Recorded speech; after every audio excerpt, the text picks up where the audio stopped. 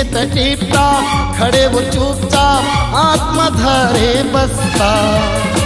धूका पानी माँ कापत कापत देखे तका घर रास्ता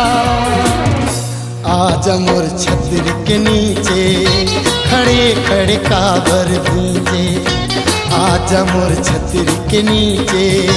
खड़े खड़े काबर भींजे दिखे त टीपता खड़े वो चुपचाप आत्मा धरे बसता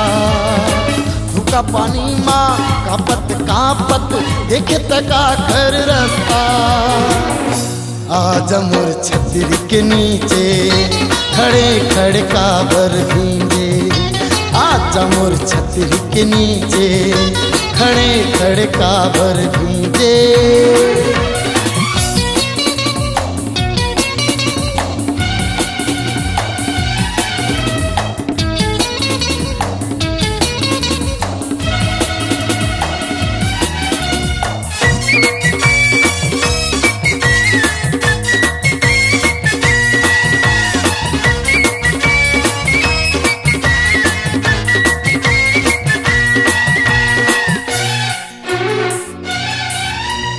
सुन गोरी सुन सुन सुन ज्यादा देरी ले झनते हाँ गुम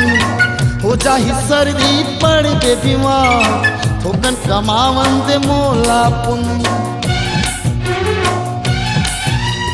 सुन सुन सुन गोरी सुन सुन सुन ज्यादा देरी ले झनते हाँ गुम हो जाही सर्दी पड़ के बीमार थोड़ा कमावन दे मोला पुन आज मोर छतरी के नीचे खड़े खड़े काबर भींगे आज मोर छतरी के नीचे खड़े खड़े काबर भींगे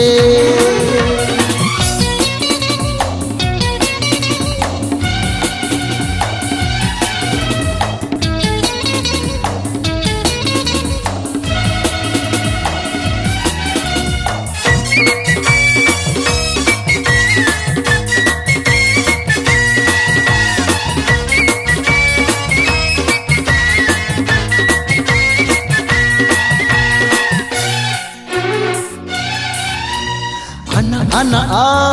ए गोरिया डर मत मोला झंते लजा एक एक चाय चल हो जा सुखर तनला झंड सजा अना अना आ ए गोरिया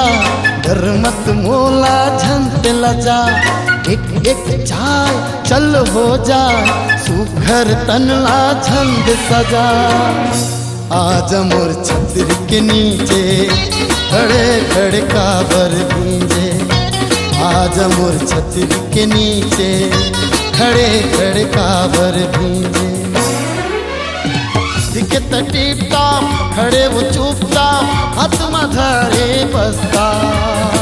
धूका पानी माँ कापत कापत देखे तका घर रास्ता आज मोर छतरी के नीचे खड़े खड़े काबर भींगे आज मोर छतरी के नीचे खड़े खड़े काबर भींगे आज मोर छतरी के नीचे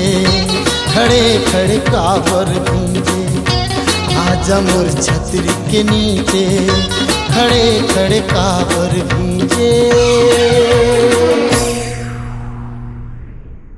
टूरा रिक्शा वाला के सुपरहिट गीतों के लिए आज ही ले आइए के कैसेट पर ऑडियो एवं MP3